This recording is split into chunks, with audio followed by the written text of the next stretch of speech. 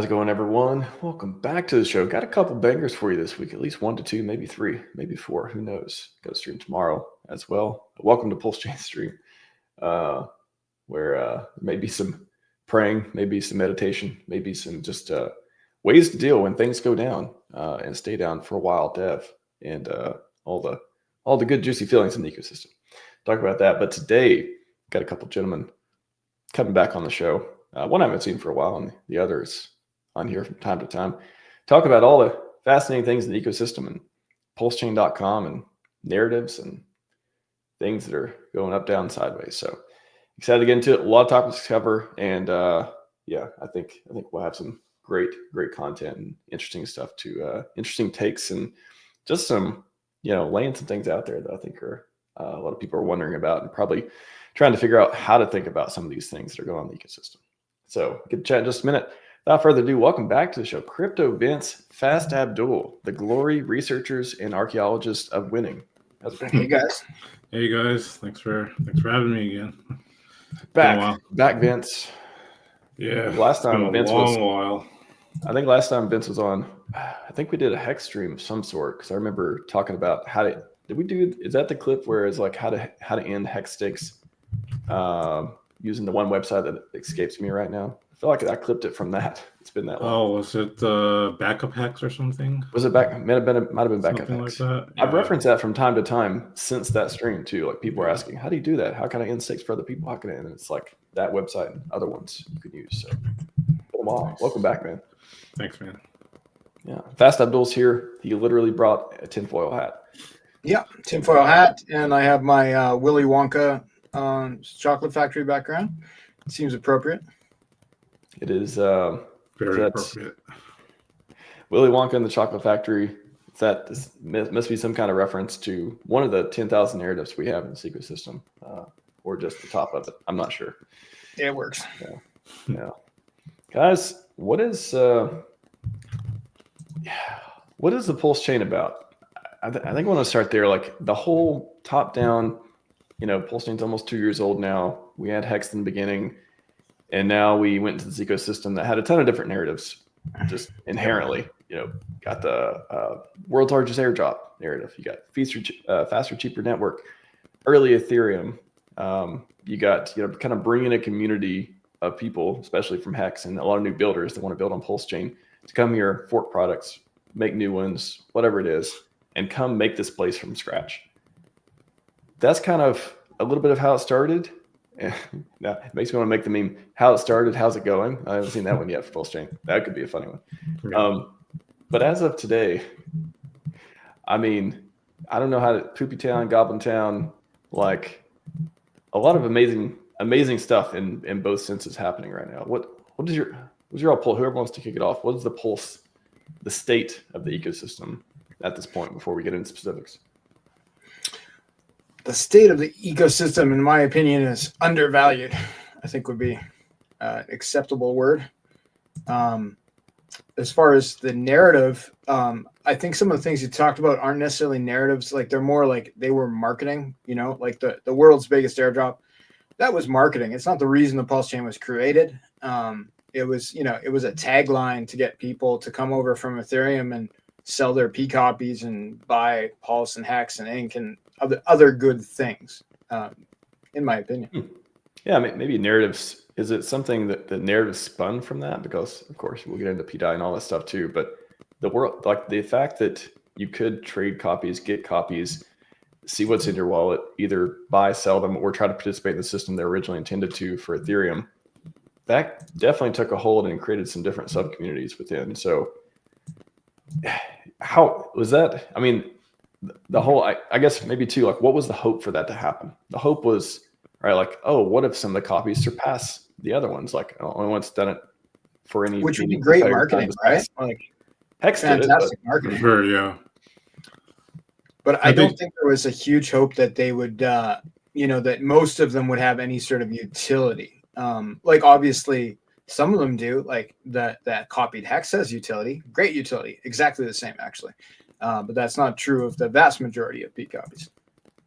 Yeah, exactly. I think a lot of people didn't really sort of follow the logic there, which is that Hex is sort of the exception to the rule where because PulseChain and Hex share the same founder, it would follow that the copy would do better than the quote unquote original on the chain that we migrated away from. So, and that currently is true.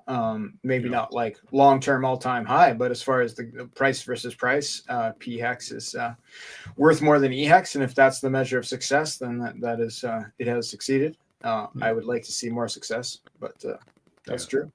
Sure. What if we talk about like what P copies actually have working utility on PulseChain? Like it's a pretty short list.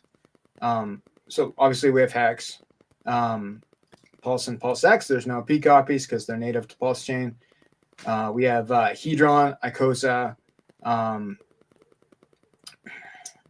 basically any of the Hex derivatives, really. Yeah. Yeah. What about Calm? Was that a copied thing or a dual launch thing? It launched before the fork, and then it had a copy as well. So. Okay, so that Calm works. Yeah. So yeah, those two derivatives like Hedron and Calm, the auctions work on both sides. Ox's auctions, not that they're doing a ton right now. I think. The Texan token, they work on both sides. Meme coins work on both sides because they have no utility, so the utility remains the same. Yep. So the common thread is any token that was launched that was like before related. The fork. Yeah. Well, before the fork, but like the ones that are successful are the ones that had like a community behind them before the fork. So they were PulseChain oriented tokens or Hex oriented tokens in the first place, and therefore the founders were, were interested in making it work on both sides. Interesting. One sort of forgotten one was the weight token from Team Coast. Right. Whatever happened with that one? Well, I mean, it still exists on Ethereum, but I think so for the P side, if you stake, I think is like 100K weight tokens, then the fee for using the platform goes down to the lowest. I think it's like 0.25% or something. And then I forget what the benefit was for locking the E weight, but if there's still a benefit for that, then that would be an example of working on both sides. But it definitely works on one side at least. Yeah, does it work on? Like, are both copies still traded or working, or is they just migrate to like the P copy? I don't know if it works on Ethereum or not. I think there's still liquidity pools from them, but they're not really. Yeah, it's not really a popular token. Yeah, it was just meant for fee reduction. So yeah. Gotcha. Remember Wait back in the day before Coast started, waiting for PulseChain to launch. That was an interesting like meme. Was it? I mean, it's kind of like a meme, and then it turned into. That's one of the few tokens that actually went from meme to utility, I guess you'd say. Yeah, like, they actually used it for the platform. That's always the dream. It's like, oh, what what if it gets popular now, and then eventually it'll be worse. It'll be used for something. And that it seems like most of the time that doesn't happen. But in this time, they did make it integrated with the platform, which is But yeah. Speaking of winning, I thought this poll was interesting. Shout out to Trevor. Do you regret sacrificing? Chat, give me an answer for this poll. Yes or no? I don't want to taint the poll. Already clicked a button. But chat, give me a question. One of you. Don't make me do elevator music. You guys know what to do. Vets is active in chat. Vets, give me an answer. It can be either one. We're not going to judge you too. Oh, you're asking us personally if we regret sacrificing? Oh no, I mean, you can feel free to opine as well. But personally for me, I don't. I think it was always a great idea for us to have our own blockchain, do whatever we want without having the authority of the ETH devs loom over our heads. So I mean. Even with the crappy prices we have now, I think it's fine. I think we have like every quote unquote new blockchain goes through its own growing pains. So I think that's just what we're experiencing now, and we just got to get through it. So I think that's my opinion. I think the probably the piece that people think about the most when this is but if I didn't sacrifice, I would not have to wait on the launch, I would still have that money. The SEC price wouldn't have went down, although, you know, there could have, that didn't have much to do with sacrificing once you had it, because it went up 2 or 3x. So it wasn't like it's like it launched and then went down immediately the entire time. There was at least that window for trading if you're into it. Yeah. But it was like the capital was tied up for a while. I don't know. I think the most overlooked, I talked about this before, the most overlooked piece of the sacrifice was getting you in and like keeping you stay in and keeping engaged. Because let's say you didn't sacrifice. Okay. Would you still be around today on PulseChain? Would you still be building stuff? Would you still be interacting? That's a good point. Yeah. It's like it kind of skin in the game. A hard, exactly. It was a hard, and of course there was a price to pay for sacrificing, of course, and a price, and the coins went down, all this stuff too. But like, would you still be around? And then some people, again, the sentiment is like, well, I'm glad I wouldn't still be around because this place sucks right now. Like, I mean, there's like that argument too. But again, the whole thing is like, there is a chance for glory. There is a chance to do all these amazing things that have been done with Hex before, and not being, again, obviously, maybe I'm a little biased here, but it's like, I want to be around to experience those things and contribute, be a part of that. So I think it's a much different feeling, green candles versus red candle syndrome.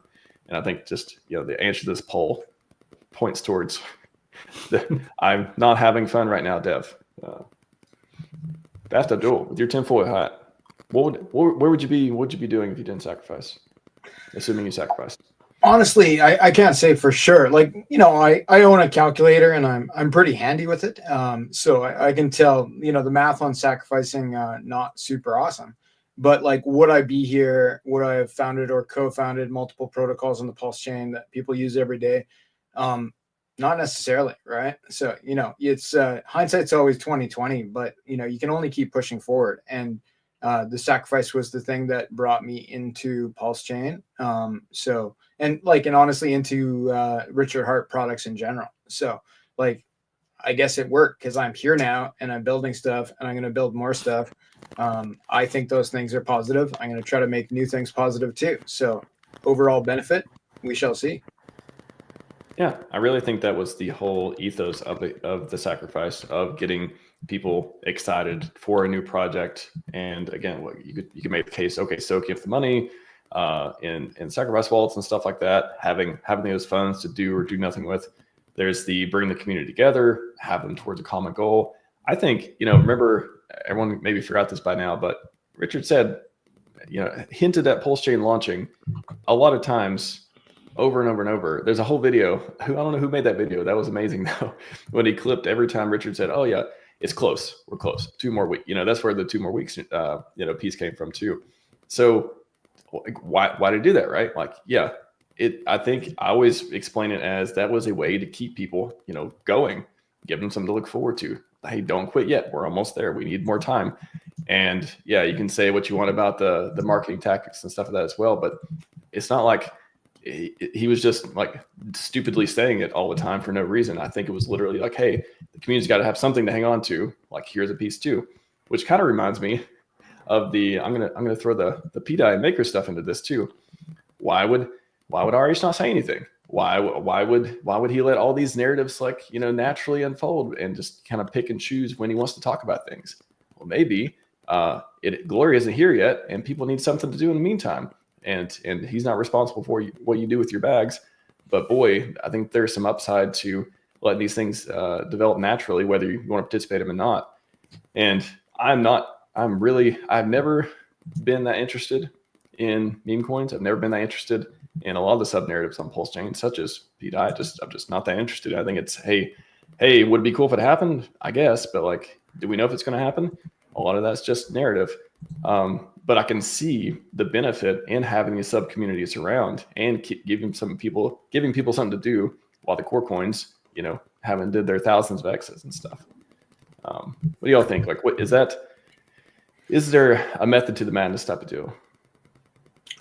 I think there's definitely a method. Like, some of it is just, you know, being a good founder doesn't mean you necessarily tell people what to do. You let them do what they want to do. So him not commenting on, you know, on the copies a lot, talking about, you know, good or bad about them, is like letting the market, letting the market choose, which is fine. I think the more interesting thing is his large rash of recent comments where he has commented on a particular P copy, despite the previous lack of comments. That that's kind of more telling of how he feels and what he's thinking. So, but like in the early days, like the P copies, and he's certainly, I'm not going to say he's shilled P copies, but he's expressed details about the P copies, like about mostly PWBTC and PDI. When he did that, my feeling was he was trying to get ETH bros to come over and sell those things and buy PulseChain assets, right? Like it was advertising like, hey, ETH bros. And I think he actually said stuff like that, like, check it out, check your bags. You might have something on PulseChain. Come and get it, right? It resulted in more people buying those assets who were already on PulseChain. I don't believe that was the intent. I think the intent was for any of these P copies was always advertising. World's biggest airdrop. That's it. Yeah, exactly. I agree. I think it was a complete misinterpretation by some of the people in the community that wanted to speculate. And that's basically what spawned the rabid PDI community that we have. And I think that kind of backfired a little bit. But I mean, yeah, just in terms of like Richard's sort of philosophy, he's always done that, that whole risk diode thing where he prefers not to mention anything that could be a scam or malicious or anything. Because in his mind he thought that not doing that would create, basically keeping silent on those things would create less victims that would check it out and get wrecked. But it's just sort of funny that he sort of had to reverse course and sort of name shame PDI the last couple of days, just because it was getting so bad to a point where he actually had to call it out for what it is and explain like what exactly what the situation entails, so that people would actually stop wasting money on it. So yeah, I thought that was kind of comical. The whole thing is comical. I never expect him to say anything. I never, I don't know. I just never am looking to him like, oh, tell me the answer. Make it up. I never am looking for him to opine on anything going on in the community. Like really, like I appreciate that he focuses on the core products and the official products and whatever, pump out tires and stuff like that now. So it almost like when he came out and said it, I know a lot of people are looking for an answer, but I think he picks and chooses which, I don't think there's a right way and wrong way that he chooses when he's doing these things. It's kind of like whatever he thinks the most momentum is and could benefit people the most, or again, help, whatever strategy he's thinking about at the time. So that's why, you kind of see him be like, oh yeah, wrist diode, not a wrist diode, or some flavor in between. Definitely a spectrum. Like I change my mind when the facts change. That's we see it from time to time. And the PDI bros have been pointing that to a lot, or Somi in particular. Like Richard said, like, oh, don't talk about scams because of the risk diode. But I think you have to analyze what that means. Like that means risk versus gain of talking about said scam. So when he does choose to talk about something in a negative fashion like that, it's because he feels the risk of not talking about it is greater. Is now greater. Something's changed. He's changed his worldview about it being better to say nothing about this specific thing because he feels the risk is greater than not saying something, which was his previous and will probably be his future stance on the thing. Credibility, attention. I was watching this interview with Crypto Man Ran from the Banter Show and stuff the other day, and he said something that I literally haven't heard anyone else say before, and I've tried to look it up to see if there's any attribution otherwise, but I can't find it. So I thought it was super interesting, like formula here. He talks about in the interview, influence is credibility plus attention. And if you have all the attention but no credibility, it's hard to influence people. If you have all the credibility but no attention, no one's watching or otherwise, it's also hard to influence people. But if you have both, that's like pure influence. How do you all think about influence and credibility in the community? How do you keep it? And how do you, avoid, for me, like I just literally try to not pay attention to most things happening in the ecosystem, most coins, most projects. I try to laser focus my attention on just a few things outside the core ideals and aspects and stuff like that. Yeah, I'm going to miss things here and there, and that's okay. I'm okay with it.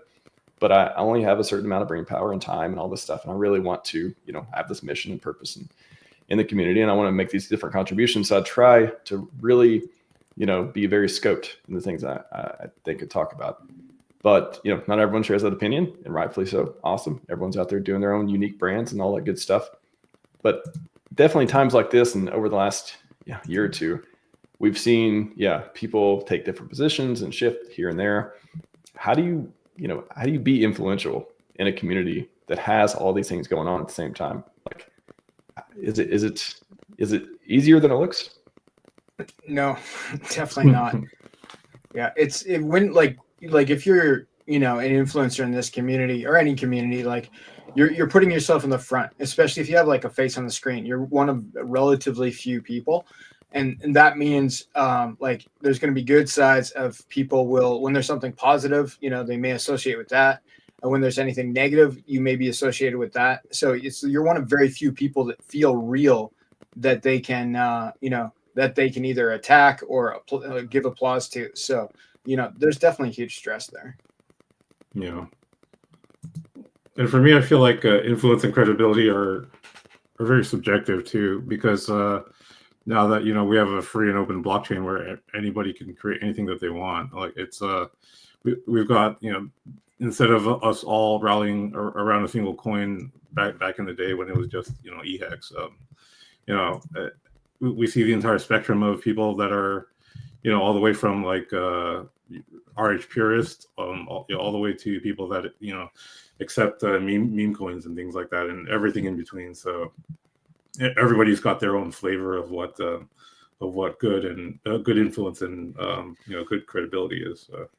It's really hard to judge.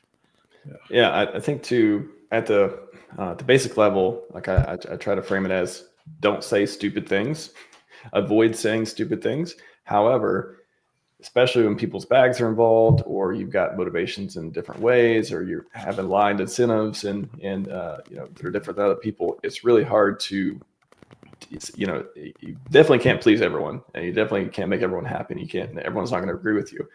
But I don't know, there's something about like just really trying to preserve integrity and really trying to, just like have like good spirited, good intentions that is hard to look at sometimes in the community. Like there's so many, we saw capitulations that I don't know, it's just hard to explain sometimes. And I feel for people too, because everyone's got their own situation. Some people need money more than others. Some people, this is their business. Some people left their jobs or they're just struggling and in one way or another. And it does color so much of what could be just an amazing, vibrant, beautiful ecosystem. And just the worst comes out sometimes. And it sucks. Like I hate that, we go through this as a community.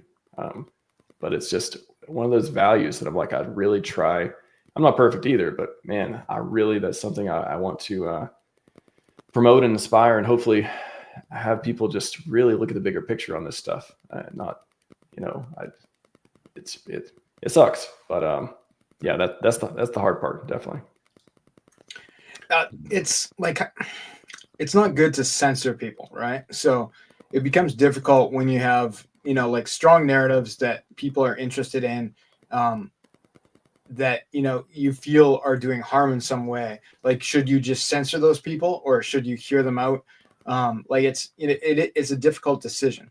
But like, I think that the credibility issue holds strong, right? Like, it's like, okay, does this person do what they said they would do? Is it, do they seem like they're sincere in their beliefs? Like there are some things that you can look at, to at least have a feeling for if this person should be followed or not.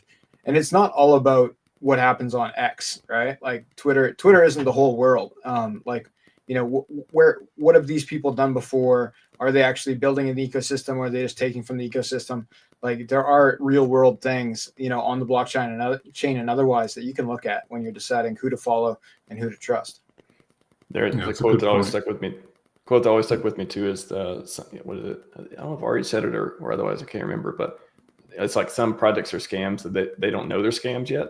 Like they come into it with good intentions, but they're just either overconfident or they just I think so. Can't figure it out. The road to hell is paved with good intentions. Yeah, that's the hard ones too.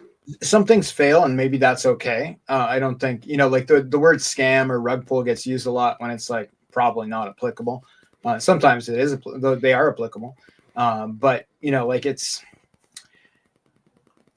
the question of like to build or not to build, like I think overall, the people who take the chance are probably going to give net benefit to a community.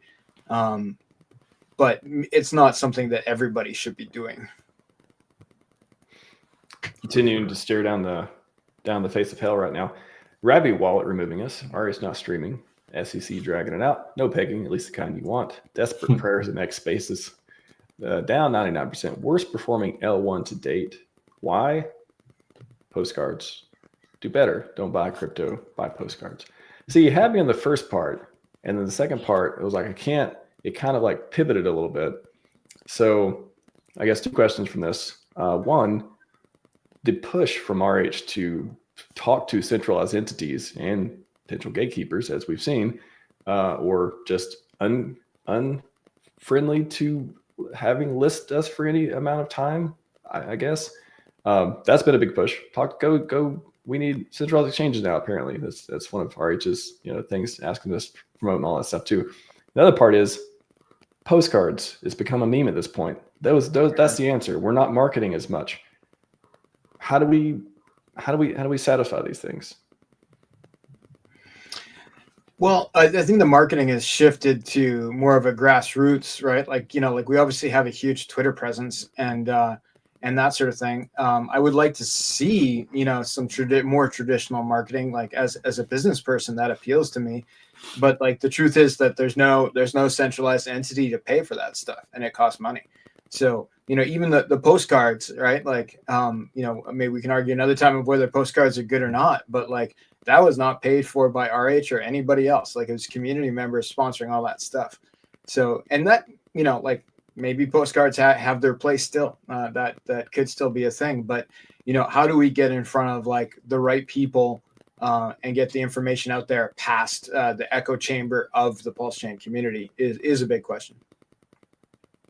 Yeah, it's funny that you bring up this tweet that includes postcards because, funny enough, I'm actually one of the people that was tapped by other hexagons to write some of the postcards that are the next wave that's going to come out soon. So I'm not sure if the other people involved want me to dox them, but I can say that they're longtime hexagons and.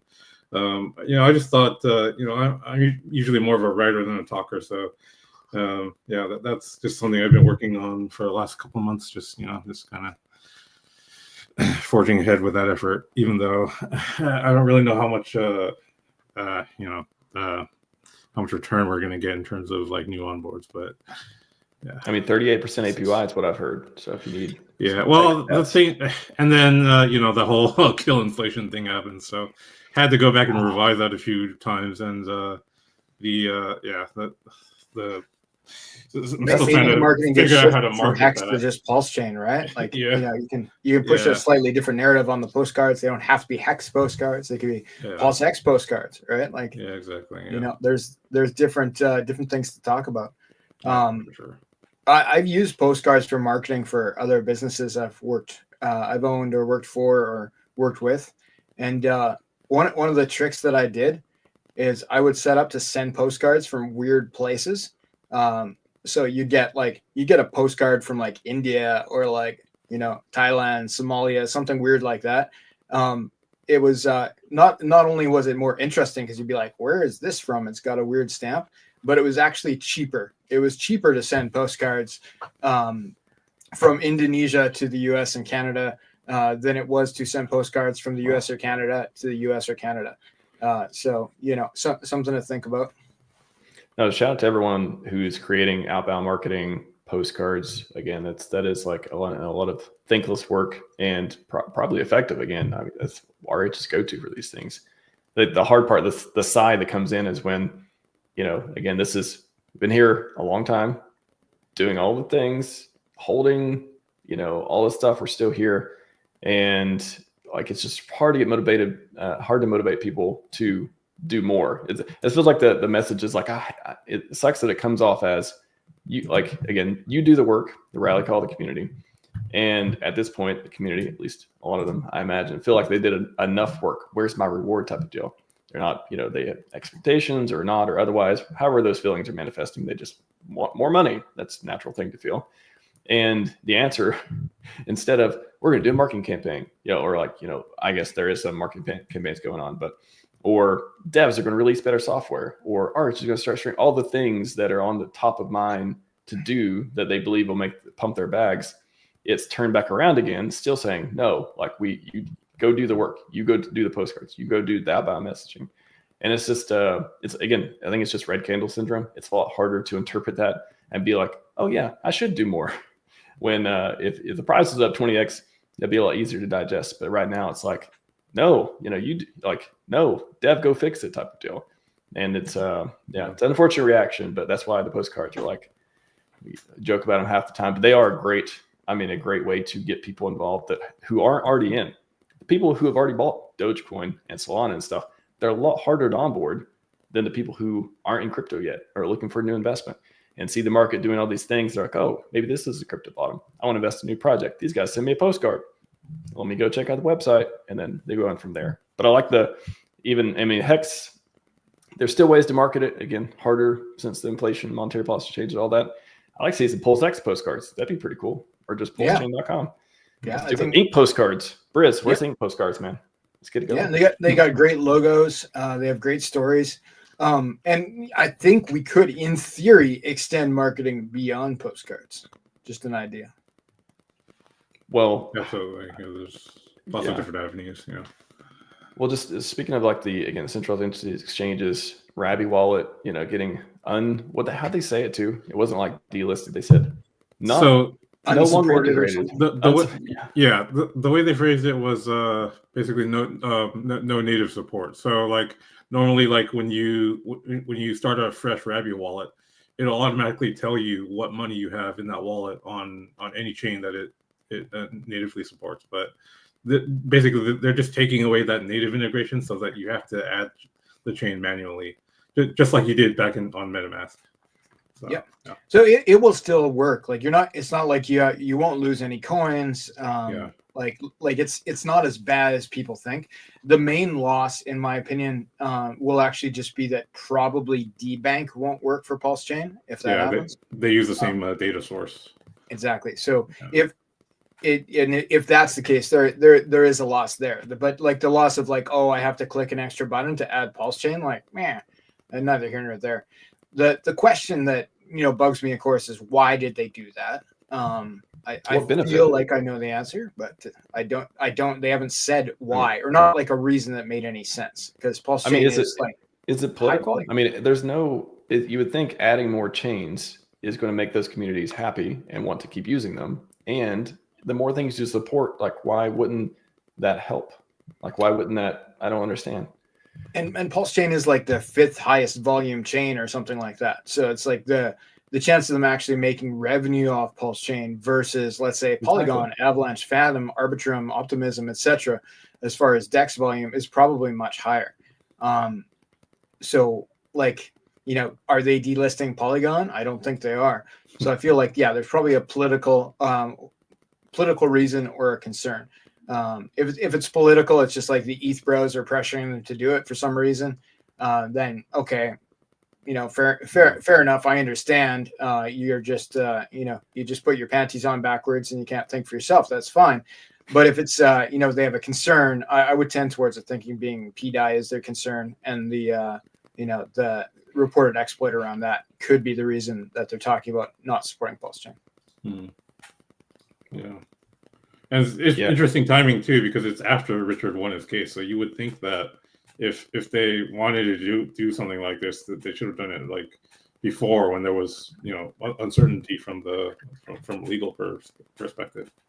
Indeed, even Uniswap relisted Hex recently. Yeah, and Matcha as well. Yeah. So, but that's things like that is what tends to make me think that all the noise on Twitter about PDI and the fighting back and forth about exploits on, which is really just to do with one protocol, but it affects the chain, has maybe created some press that somebody at Rabby picked up to think that we This we chain don't is want to dangerous. support this because of this possible danger. But I think they've if that's the case, they've likely overestimated the danger. And I do believe there's danger, but I think it's greatly reduced from what it was, and it's not like danger to the entire chain anymore. There's very little liquidity, relatively speaking, between PDAI and other core assets. And so, yeah, its ability to affect those assets has gone down a lot, and I think will continue to go down even more. Yeah. Not financial advice. I don't know. I mean, if they thought there was something they didn't like about PDAI, they just they've Uniswap, banned hacks. Why don't they just ban one coin that they see that is happening? Why not the entire freaking chain? That's a good point. Well, I mean, I think the answer is, oh no, we're just not going to deal with this at all. What if the other ones they have problems? Let's just remove the entire chain. Like that's just the response that is. Anyways, great pivot into that though. Vince, you want to explain this tweet? Well, yeah, I was just quoting Richard because I mean, it was more of just like a sort of I was right kind of tweet because some of the PDAI people were attacking me for close to 2 years ever since I started calling out the whole PDAI thing, and I never really knew how it worked from a high level, but it was always intuitive to me that when protocols don't come over to support a forked version of their own thing, then it's probably not going to work the way it's intended.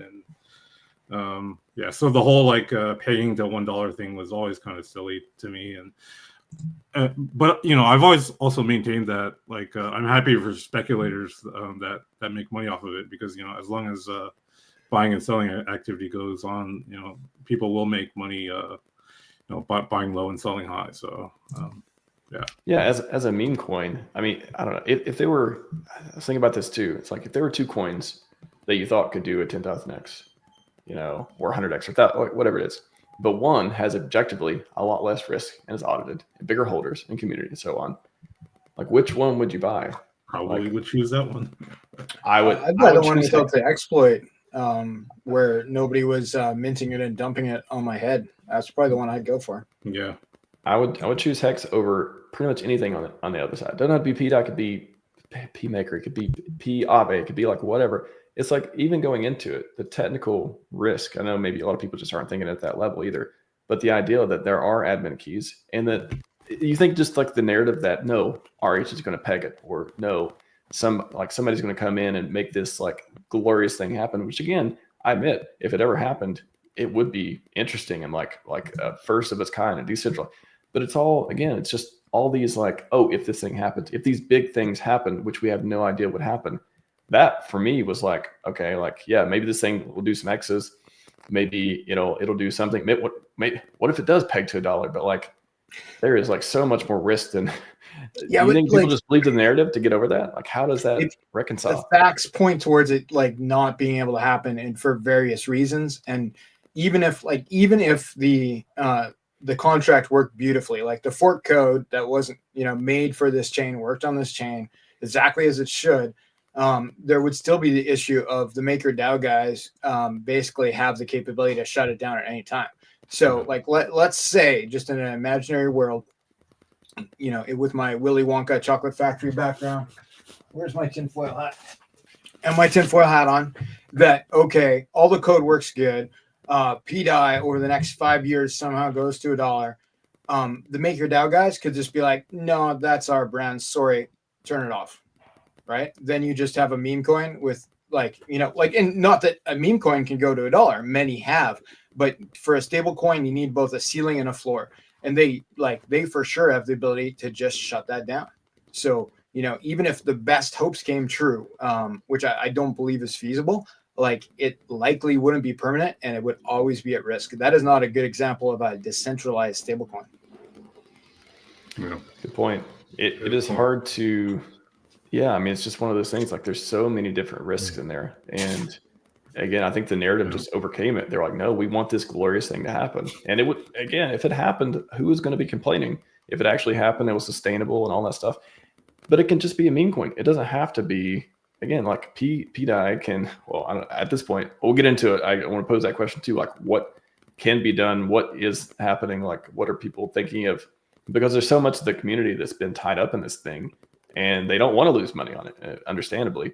But like, yeah, like what I know there's RH made this tweet about something about airdrop new non-exploiter percentage. I don't know if he's talking directly or just like ideals. Is he talking to the block? Will he talk to the blockchain on this? I don't know. But like, what is the path going forward? I feel like half the people have given up and half are just refusing to. Yeah. As far as those RH tweets, it was interesting. And like, and I can't say for sure what they're directed at, but it's like at the time of the tweets, I was on a stream with Maddie stream with Kareem and Crispy and Somi, right?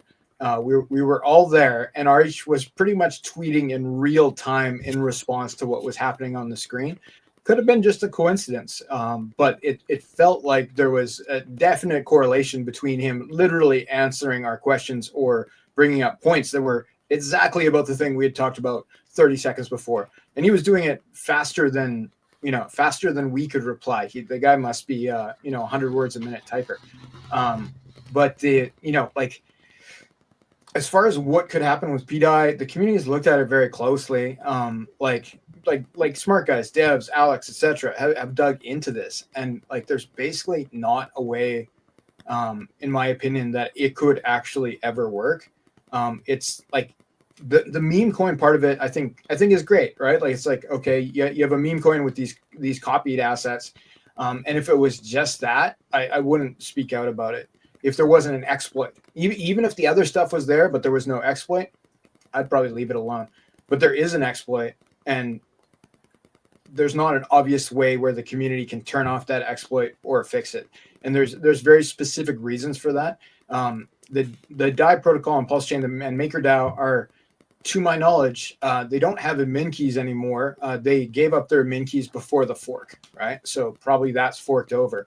MakerDAO tokens control the narrative on what happens there, but there's basically not enough MakerDAO tokens accessible that anybody could even buy from any liquidity pool or that are in any wallet that has ever been active on PulseChain to actually make any sort of changes that potentially wouldn't work anyway. And the main change that could be made that would not necessarily be negative is the MakerDAO team would have to come over because they hold enough of those tokens because there's no way we can get them basically to use the emergency shutdown option, which would turn it back into a meme coin with no hope of ever being anything else. I think that would be fine, and maybe they can continue that way. But like it's the fallacy that this can one day be a stablecoin, is very dangerous. People are associating meme coins with a DeFi financial product, and it is just not that.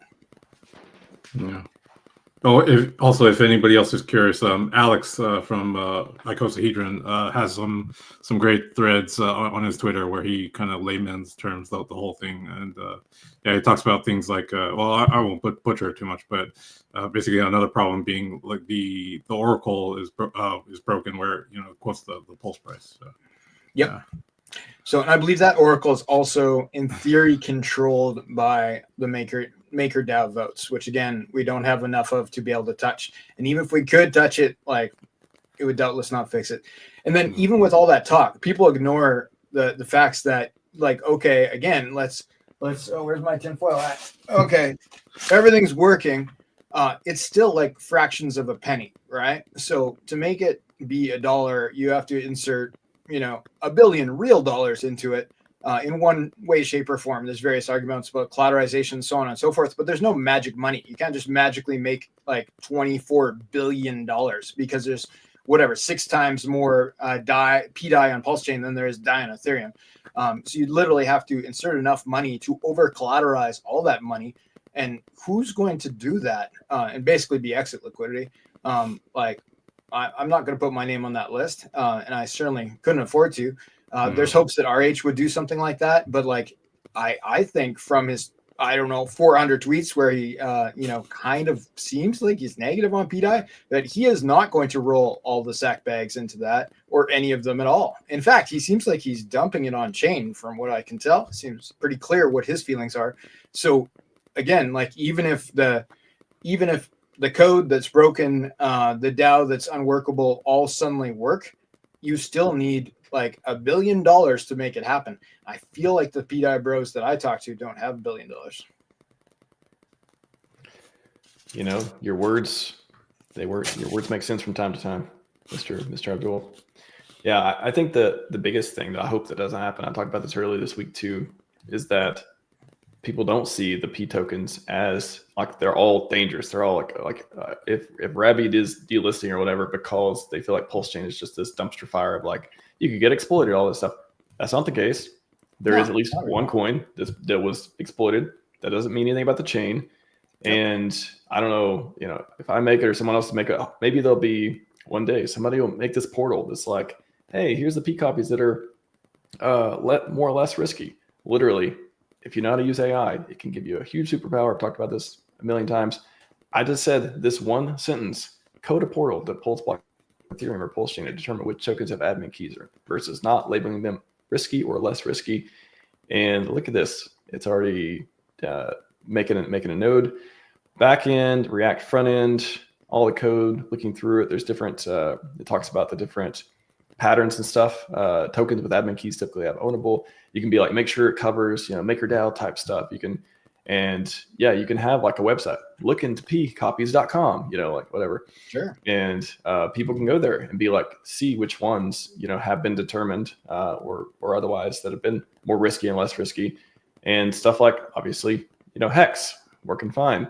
The other P copies that are literally just meme tokens or ERC20s that don't have any of these different features and stuff may be less risky, and that could give people some comfort too of when they're, you know, trading stuff on PulseChain, they aren't going to run into an exploiter bug too. So that's like one thing easy to do. It's not dangerous to swap things, right? Like I think the marketing of world's biggest airdrop is still partially intact. And if you have DAI from Ethereum that got copied over, you can come over and sell it. There shouldn't be any danger in that. The danger is in investing in something like buying new things, you know, with other funds, right? So, you know, I think even PDI itself, I'm not going to push it as a marketing angle anymore. But like, if somebody has an Ethereum, they want to come over and cash in, like you're more than welcome. Today's a great day. Yeah, I mean, I think just giving people the comfort that if they do put their money in some P copy, whether they do it or not for whatever reason, it isn't going to be inflated like crazy. Like the numbers, you know, what they think it's going to do, it's going to do it. Even then, it's like, okay, you got to mix in a narrative. Why did PDI become so popular? Because, oh, we're going to peg to $1. It isn't like these other tokens that are just like, oh, I think it's going to go up because of some other reason. That's, you know, a lot of speculation and a lot just narratives that have yet to be proven. Or have been unproven, right? That's the problem, is that like some of these narratives have been unproven, and you know, there's true believers who, you know, who are still following. And I appreciate diamond hands as a concept, but it's the people who I know who are sharp enough and do understand that's going on, and they keep pushing the narrative that they know is not true. That's bothersome to me. Likewise. Well, it wouldn't be a stream with crypto events unless we talked about parity, the imminent parity of the Hex tokens, or lack thereof. Lack thereof. I wanted to use this as the backdrop because I like Martin's tweet here too, and we'll maybe get into it in a minute too. But I think I made a tweet a while back of like, you know, someone explain why there would be parity between Hex tokens. I'm not saying that EHEX won't do well and all this stuff, but like, what would be the purpose of pegging them when the founder himself has said focus on PulseChain before in so many different ways, including the market side of them? And you know, a lot of people had a lot of different opinions with that. One of the ones I remember Vince responded with, "Yeah, there is nothing to it. Like, why would it happen?" And I'm like, wow. Every once in a while, I get an objective reply from someone who thinks, you know, in a similar vein. But I think that piece, and the reason I even bring it up is because, well, one, because I think it's I know we're beating a dead horse, but it's a conversation that I just don't think we have these like different sub narratives in the ecosystem where people believe so hard, but if you ask them why they believe that, they can't point to much other than it's either someone else said it or they just want it to happen.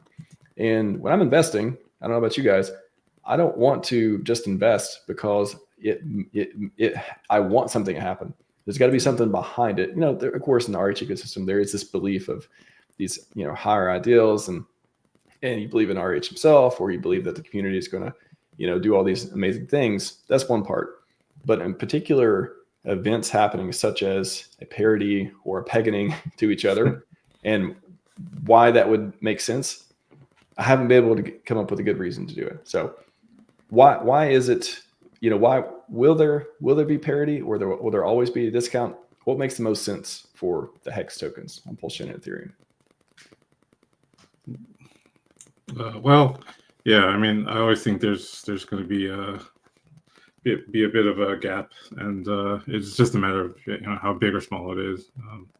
Yeah, so but I mean, yeah, it never made sense to me that I mean, there was a short period of time where before the fork, where I thought it might be nice to have our cake and eat it too, but yeah, I mean, when you look at any other technology other than crypto, like once a new version of something comes out, it always replaces and makes the old thing sort of obsolete. So just kind of using that logic and applying it to this, I always thought, just like I like to reference ETH and ETH Classic. Like technically the ETH Classic people were right. Vitalik shouldn't have played God and rolled back the chain to erase the DAO hack as if it had never happened. But at the time, the ETH ecosystem was pretty small, and the people making all the ERC20s, they were few enough, and they were obedient enough to Vitalik to just kind of cave in. And so yeah, so as chain founder, he had the most sway, and so he decided to fork away from Classic, and pretty much everybody else went with him. And ETH Classic still exists as kind of a meme token that or a meme chain that people can speculate on all they want, but all the real business happens on ETH. And so I kind of view it the same way as us on PulseChain, forking away from Ethereum with Hex. It exists on Richard's own blockchain, and I think he's been pretty clear in multiple tweets that that's the direction we were heading in. So yeah. Well, what is the hard part for people to get over for it? Because is it literally people at the fork just want both to be worth a lot because it's more money? Yeah. Like, is there no? I think what it is people are fixating on the dollar value, and they're feeling that they're actually losing a lot if they see that go to zero. But I don't think they realize that it's sort of like if you have $100, like are you really losing something if it's like $50 in one hand, $50 in another, and just moving it all onto your other hand? Like if Hex does another X on top of what it would have, if you had to force parity, then you still have the same dollar value. It's just all on one token. So well, I just don't get how it becomes like not one. I don't know. I feel like it always devolves into fudding EHEX, or you want EHEX to die. Yeah, I'm like, I don't want EHEX to go to zero. I'm just looking at it. I'm like, why would it be the same value as on PulseChain? Like, why would that be a thing? A lot of those arguments are framed purely from emotion, and they feel as if you're attacking something that just because they have bags of it. And I saw bags of it too, and it sucked for me watching most people probably do go down back when Richard tweeted that the market decided last year. Like, yeah, it didn't feel great for me to lose, to see the dollar value go down, but at the same time, it's Richard. Like, he knows what he's doing, and he looks at the the long vision, and so that's something that I was pretty much on board with. I came to my senses after the chain forked, and I think it's just better that way. So I think the the fact that EHEX still exists and has full functionality is great. And by the math, which we all understand, there's no particular reason that not parity, but that they couldn't reach the same price for a moment. But there'll always be a price difference between them because there's no mechanism to literally keep them at parity. Yeah, exactly. But like, let's say ETH pumps suddenly to $16,000. Well, EHEX is probably more closely tied to the price of ETH than PHEX. Like maybe you'd see a big jump there. Like, so like mathematically, like we know it's possible, but like, PulseChain was created as the new place for hex with like lower long-term fees on staking, unstaking, etc. So I think that that is one of the strong narratives or actual use cases of PulseChain was for hex. This tweet I wanted to get to too. Just I feel like Martin has a lot of interesting takes on different things happening in the ecosystem and a lot of data on stuff too. This one really stuck with me when I read it again though. Markets bottom when there are no more sellers left. Feel like we still have sellers in this ecosystem? Like have there not been enough capitulations? Have we not went down low enough where it's like we just keep, it's just literally just not ready? It's slowing down a lot. Like if you look at like recent dumps, like past 24 hours, like the Atropa dev was basically dumping his token, which is very closely tied to PDI, which of course is still like a relatively small amount of liquidity, like less than 500K of Pulse tied to those assets and PWBTC, things like that are connected. Yeah, things dumped, but not that much, right? Like the strong holders on like core tokens are obviously real. Like we can see like, okay, this guy dumped the Atropa chart to some silly number. But the like Hex and Ink and Pulse and stuff like that are like 10% down, right? Like it's, there was some reaction, but it's not proportionate to what's happening on the chain. And there's clearly many people that will literally never sell. They're gonna, they'll keep what they have right now for years and years. And we can see that in wallet activity, as well as sentiment of, a large part of the community. Yeah, for sure. When will we know?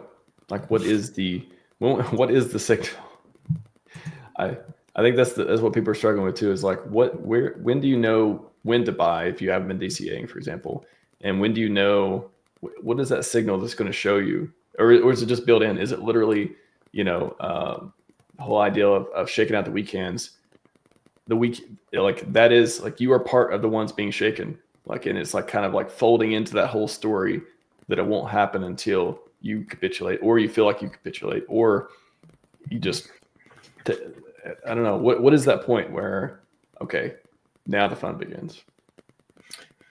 I don't think like the human capacity to identify those things is very strong, right? I think like when we've made it and things are going well, like the top of the bull market, right? Like the human experience is euphoria, like the emotion of, oh, it's never going to stop, right? Like this is going to keep going up every day forever. So like the same thing on the downside, like it's going down, like the human emotion is like, yes, fear, right? This is going to keep going down every day forever. And like both those are going to be innately wrong in this case, I think, right? Like none of us are going to know when the bottom's going to come in, and none of us will know when the top's going to be here. In either case, we're going to be scared on the way down, and we're going to be happy on the way up, and we won't be able to separate ourselves from our emotions. So a lot of people say, oh, I'm going to sell at the top this time. Like, no, you're probably not, because you won't believe it's the top. Or I'm going to buy at the bottom. No, you probably won't, because you won't believe it's the bottom. That's just, it is part of the human condition. I think maybe also the biggest signal will be we just have to reach a point where we have more contrarians than people, believing that the trend will continue to actually change it and put a stop to the current trend. So yeah. I think we can definitely look at the math of the thing though. Like we can look at PulseChain prices, like Pulse price versus SAC price right now. We can look at the actual narratives, the FUD surrounding like, things like PDI affecting PulseChain, like problems that are like kind of getting solved, right? Like PDI is not nearly affecting PulseChain as much as it was a month ago because, like RH dumped the liquidity, RH pulled the liquidity, the founder took actions. So it's like I'm starting to actually feel bullish on recent dumps, like some of the extractors, a trophy ecosystem, things like that. Well, they're just moving out, right? So after that, all that stuff is done. Like maybe there's lower lows from here, but like we have a chance now. We could be close to what is the local bottom, at least before the pump up. And don't forget the court case, right? Like he won the court case, SEC appealed. It becomes finalized once that appeal is rejected, and I feel like we're about 15 days out from that. Is that about right, Max? Was it April? I think April 21st or something. Yeah, I thought 21st, so probably a few more days. So less than a month. Yeah. Then I speculate that once that happens, that RH will start streaming, and then all bets are off for haters. Like, sorry, you guys are screwed. You think RH return will be once SEC is settled?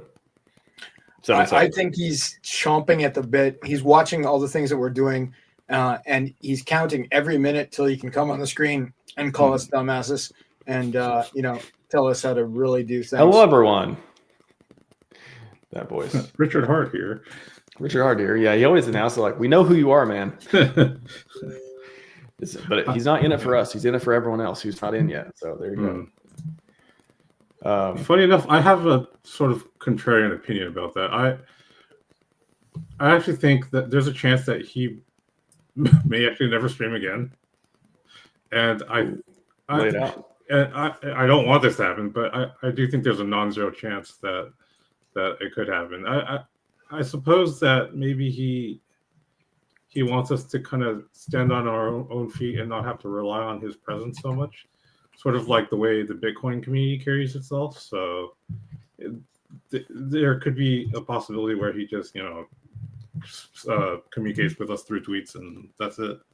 But communication is communication, right? And if you watch the tweet storms the other day, like he may feel like he wants us to stand on our own, but I suspect he doesn't think we can stand on our own, or at the very least that we could use more guidance than just a couple tweets could bring.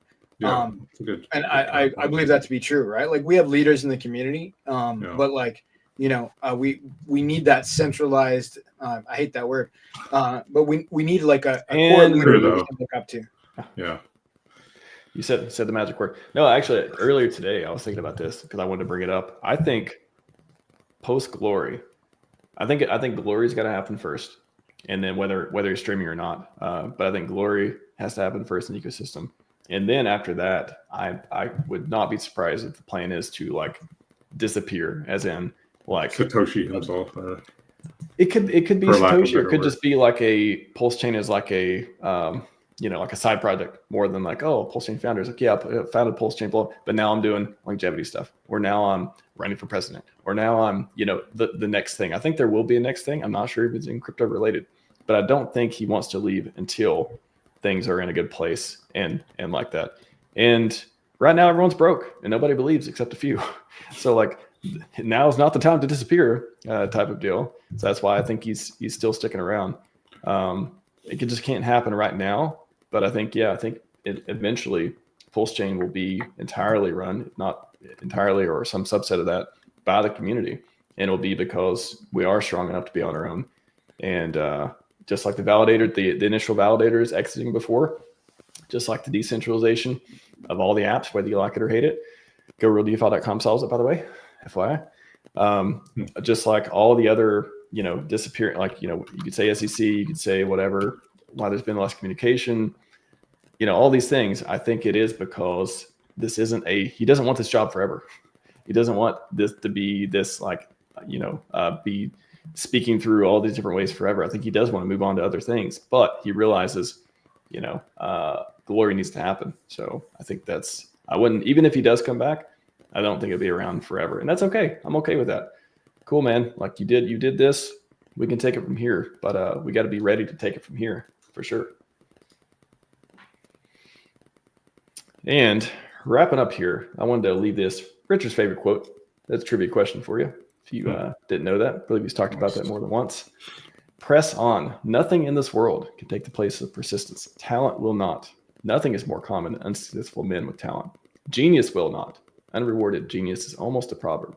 Education will not. The world is full of educated derelicts. Persistence and determination alone are omnipotent.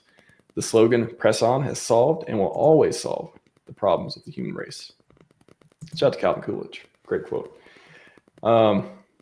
That's basically PulseChain at this point. Persistence, not giving up, refusing to lose. All these principles, all the ideals, decentralization, tech, price performance, all these things wrap up into one thing, and it is keep going because we're going to win. That's what keeps me going too. So, what do you guys got? What's some inspirational quotes or ideas you have to wrap this thing up? I really got none. Come on, you got to follow it with something. Come on, Vince. I'll let Fast go first. There we go. We're just getting started. We're just getting started. That's it. When I hear that, I hear it in the Sumi voice, by the way. We're just getting started. But he's saying it when he was saying, like, you know, everyone at the top, everyone's going to say, we're just getting started. And it's going to be that trap. That's the quote I remember from that. Funny enough. I don't feel like this is the top. It doesn't appear to be the top. The numbers don't say it's the top. So I think we really are just getting started, right? Like the publicity is here. The case is about to be finalized. Perhaps RH is going to start streaming again. Sack bags have not been deployed. Like, man, looking juicy. Vince, you want to get 10,000x this year? Absolutely. I'm not sure if it's going to happen, but I mean, yeah, I've always maintained that I'm, loyal to RH because he changed my life with EX, and I'll go down with the ship if that's what it takes. But hopefully it won't come to that. So, yeah, sounds like a true. Here till the bitter end. I think the focus of going down with the ship, even though we don't believe it's going to happen, it is pretty motivating. It is keeps you steadfast in the mission. And like, I want to make a contribution to this place. I want to tell people about the greatest ecosystem on earth. And I want to help people figure out how to be the best version of themselves. And that is a lot of the great ideas that came from him. And now the community can push him forward or whine and complain in between. But we're going to hopefully do some productive stuff this year. 2025, I think it'll be a great year. I think it started off a little rocky, but it ain't, it's not November, December. It ain't Q4. If you believe in the 4-year cycle, we're not hitting the 4-year cycle yet. So if nothing else, that kind of like caring about the price in March means less to me than, in the fall. So There's that as well. Oh, gents, where can people find more about your amazing hot takes and hot products and all the hotness on the ecosystem? And just CryptoVince369 on Twitter and Telegram.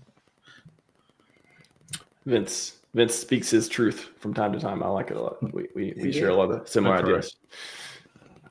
How about you, Fast? I'm you can find me on Twitter under @FastAbdoul, as written on the screen here.